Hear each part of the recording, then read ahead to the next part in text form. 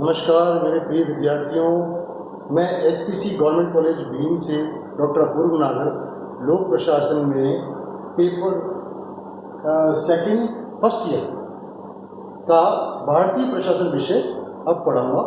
आज का टॉपिक है हमारा केंद्रीय सचिवालय। केंद्रीय सचिवालय जैसा कि आप जानते हैं दिल्ली में स्थित है और नॉर्थ ब्लॉक साउथ ब्लॉक के नाम से फेमस है, और अन्य बिल्डिंग भी है जिसमें कि सचिव बैठते हैं। सचिवालय मतलब जहाँ सचिव बैठते हैं। इनका मेन काम है सरकार के मंत्री जो हैं उनकी सहायता करना, परामर्श देना, तकनीकी सहायता करना, टाइपिंग, फोटोस्टेट जो भी करना है वो मंत्री को करके तैयार करके देते हैं। मंत्री जी जो नीतिगत निर्णय लेते हैं उस पर किस प्रकार से जो उसके कानून बनेंगे और कौन से पैराग्राफ्स बनेंगे, कौन से क्या कानून संविधान के अनुसार लगेगा इसमें, तो सब बनाने का काम सचिवालय का। तो हम देखते हैं कि सचिवालय की ज़रूरत क्या है। तो सबसे पहला है जरूरत कि सचिवालय में कानून बनता है, यानी कि मंत्री ये चाहते हैं कि धारा 370 को हटा दिया जाए, तो उसके लिए जो जो कार्य होना है वो सचिवालय में होगा। टाइपिंग होगी, फोटोस्टेट होगी, जो भी काम होना होगा और वो सब उसमें होगा।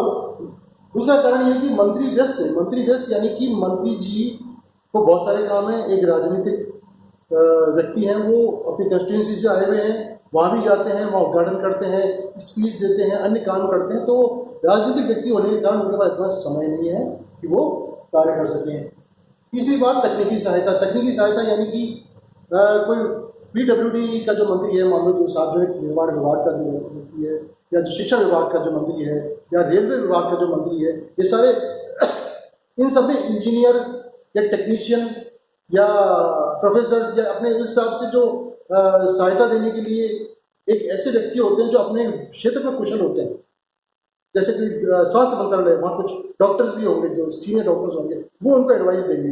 तो हर आदमी तकनीकी हिसाब से अपने को एडवाइस लेता है और वो तकनीकी एडवाइस केवल सचिवालय के थ्रू ही मिलती है। फिर है मंत्री अस्थायी होते हैं। सरकार अस्थायी होती है, 5 साल की होती है। तो जो व्यक्ति पहली बार मंत्री बना है उसको यदि कुछ चीज़ें नहीं आती तो उसको किस प्रकार से कानून बनेगा, या कानून में क्या चेंज होना चाहिए, या कौन सी धाराएं सही है कौन सी नहीं है, ये सब बताने का काम मंत्रियों को यही सचिव करते हैं।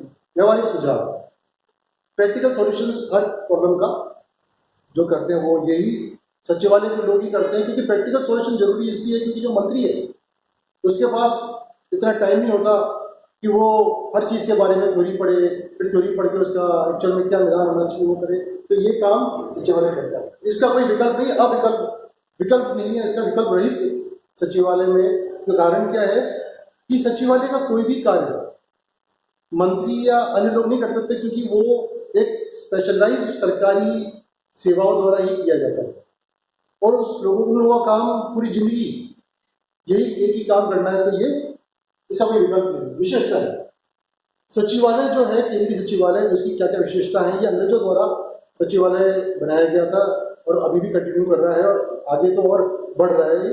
तो विशेषताएं क्या क्या है। पहला ये है कि जो हमारा सचिवालय है वो परिवर्तनशील है, यानी कि जो कानून पहले बनते थे, जो तरीके क्या पहले काम में लिए जाते थे, जो गैजेट्स पहले काम में लिए जाते थे, अब वो चेंज हो रहे हैं और नए गैजेट्स इंट्रोड्यूस हो रहे हैं। विशाल, अति विशाल है। मतलब कि HRD ह्यूमन रिसोर्स डेवलपमेंट की अलग बिल्डिंग है, रेलवे का रेल भवन है, डिफेंस का एक वायुसेना भवन है, और इस प्रकार से हर के अलग अलग भवन बने हुए। नॉर्थ साउथ ब्लॉक के होने के बावजूद आप देखना दिल्ली में, मध्य दिल्ली में बहुत सारे अलग अलग भवन बने हुए, मंत्रालय बने हुए हैं, और वो अत्यंत विशाल संगठन है। शीर्षक संगठन, शीर्षक यानी कि टॉप पर जो सारे कानून निर्माण जो भी हो रहे हैं वो टॉप पर एक संगठन की जरूरत है।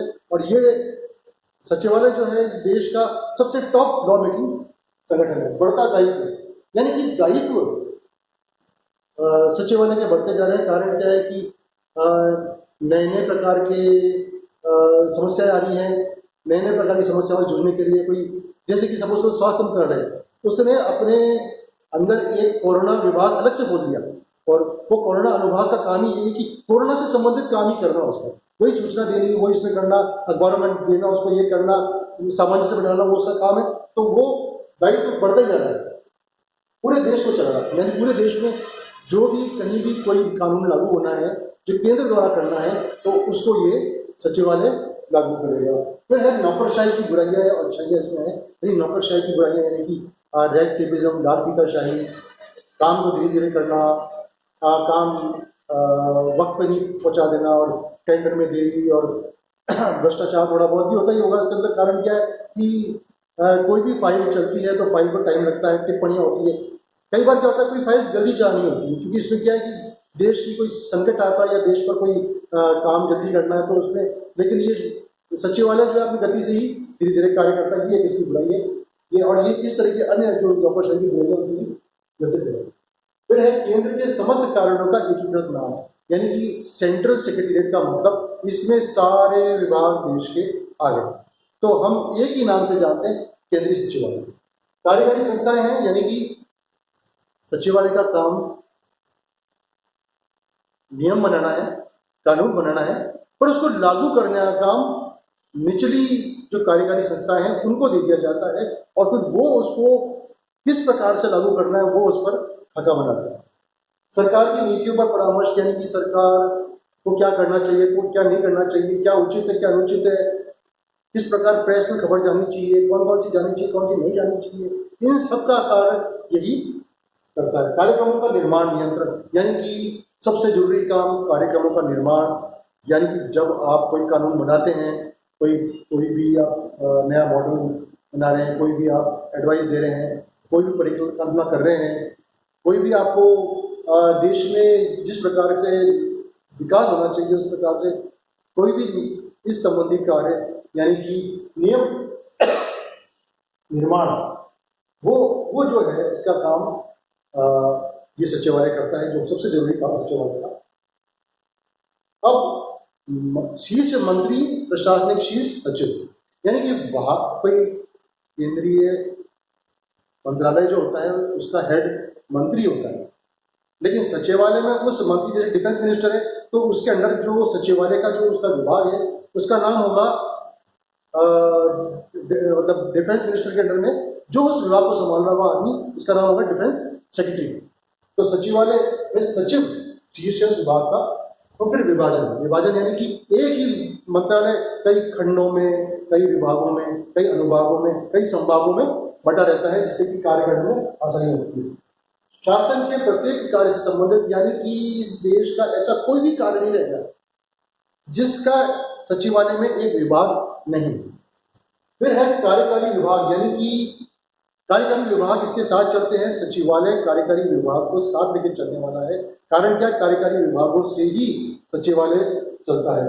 अवधि प्रणाली, यानी कि यहाँ इसे कहते हैं टेन्योर सिस्टम, यानी कि जो भी आपके सचिवालय में अधिकारी आते हैं, आईएएस आते हैं, वो सारे टेन्योर सिस्टम यानी अवधि सिस्टम से आते हैं कि 3 साल 5 साल इस प्रकार की अवधि से राज्यों से सचिवों को लिया जाता है, ताकि वे समझे कार्यप्रणाली की गंभीरता जो केंद्र में है, उसी हिसाब से वो ट्रेनिंग लेके वापस अपनी जगह जाएं और उन अच्छे अधिकारियों का लाभ भी केंद्रीय सचिवालय को मिले। तो अब अगली बार हम दूसरा टॉपिक करेंगे। धन्यवाद।